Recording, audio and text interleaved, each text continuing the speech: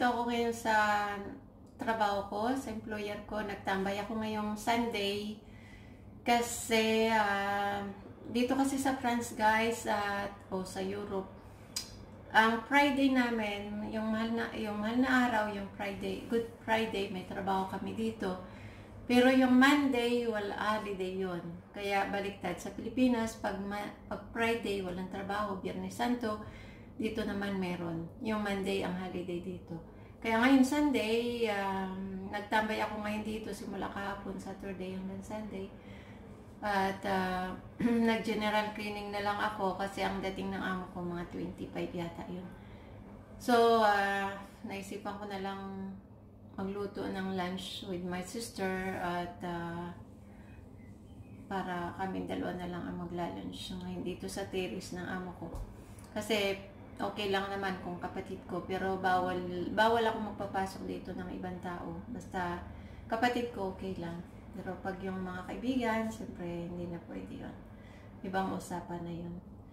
At ngayong araw na to, naglinis ako ng mga bintana, nag-garden. Kaya, ayun, pahinga din naman. Mag-relax din naman.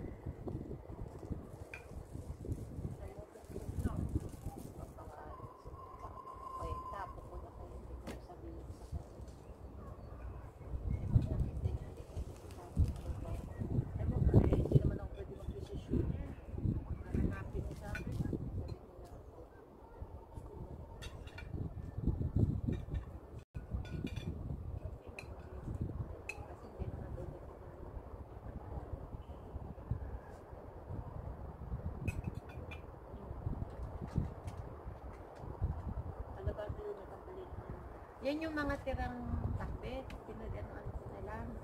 Habang nilagay ko na lang yan. Hindi. Yung mga gulay ng takbet.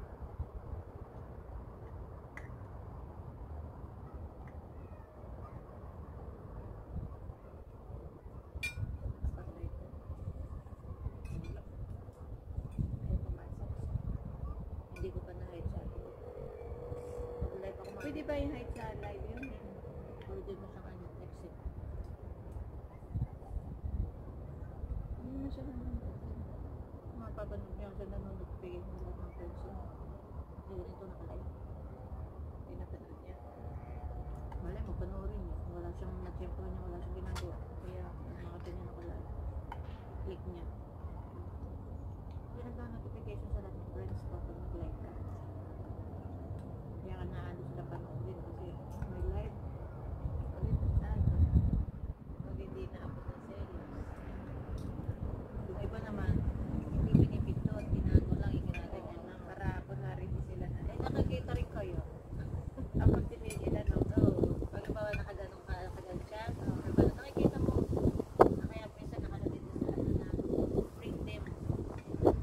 Pag sinasabi sa rin na kunin mo siya, invite mo siya, kasi nanonood siya, hindi nga alam pinipindot. Sarap pala.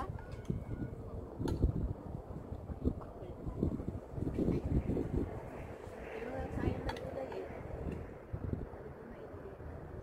Pero sila pa dahil nilagay sa manok. May pakbet. Dahil mabubulok. Wala nga lang ano yun, okra. Palinaw ng mata o yumi, kalabasa. Walang okra at saka talong. Sitaw. Papakit ka pa ha. Sabi niya, invited din ako. Oh, ayan. Sabi ko kanina, kakain tayo. Pagka nga papikit-pikit sa sama mo, ano pa binigyan mo ba ako? Pagkabilang mo na kakain tayo. Sunduin kita ka ako.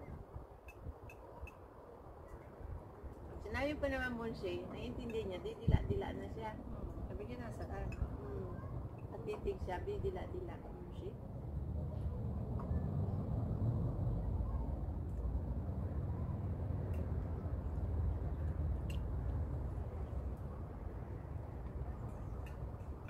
Nung siguro, hindi mo ulit kong kikilala. Naku, kita niya, nasa parang sa ano eh. Invited kami sa isang kaibigan. Sabi niya, sarap na abing nakapalito. Mga kaibigan ko dito. Pinaganda nila ang park, ano? Naganda ng table doon, no? Doon naman nakain sa table. Sa baba pa rin. Nung isang linggo, ay punong-puno. Paunahan nga sila sa table. May Tapos party. yung yung gitna nilagyan nilang palaruan. Oo, nilagay nila ng drawing.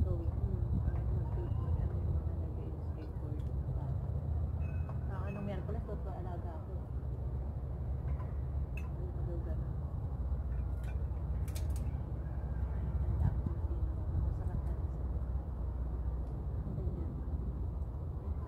Niyad ko yung yung tanglad. Tapos yung hindi luya, yung parang luya siya, yung binili ko minsan. Parang kamukha ng luya. Ang tawag ng tormento. Nga. Ano ba yun? Puti yung Luyang dilaw? Hindi. Tumerik yun. Yung nahalo ni mama sa bagoong. Parang luya din siya, alam puti. Tapos may nanguluba. May tawag doon eh. Nahalo ni mama sa bagoong yun. Kulay dilaw yun. Hindi naman luyang dilaw nga. Puti.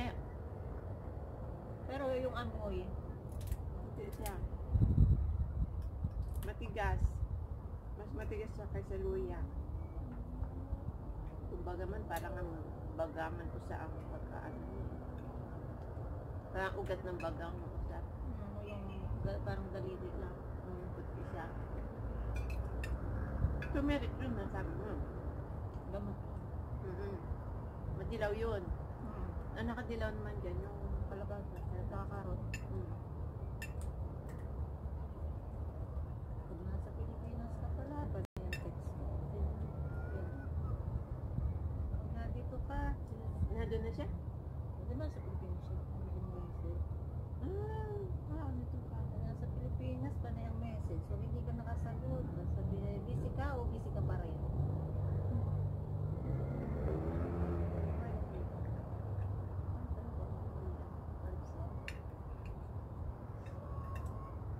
Message siya ng message kanina. Ay, nasa baba yung phone ko. Kanya, hello.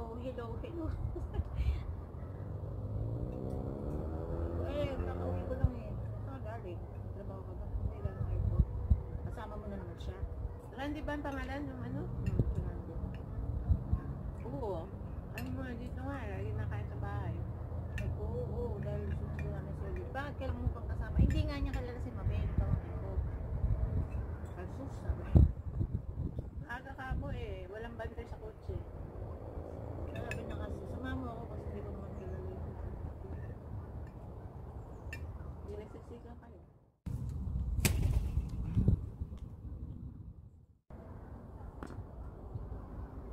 Hello guys! Natapos na rin ang aming lunch with my sister at maglilinis na rin ako ng bahay ng amo ko. Dito kami sa terrace ng amo ko kasi dahil Easter holiday, wala kaming pasok ng Saturday, Sunday, and Monday. Kaya dahil wala naman si amo, na-invite ko na lang yung sister ko na kumain kami dito sa terrace. At pagkatapos namin kumain guys, ayun nga, ipinasyal ko na, papakita ko naman sa inyo tong magagandang mga architecture ng buildings. At napakaganda niya. Para matanggal yung aking kinain. Kasi yung sister ko, umuwi na siya. Pero ako ito, nag-ikot-ikot pa. Napakaganda niya. Ito siya, yung hagdan niya ba, napakaliit, ayan. Bihira ito sa Paris, guys. Nandito lang to sa Paris 16. Kaya, ayun, tingnan nyo na lang.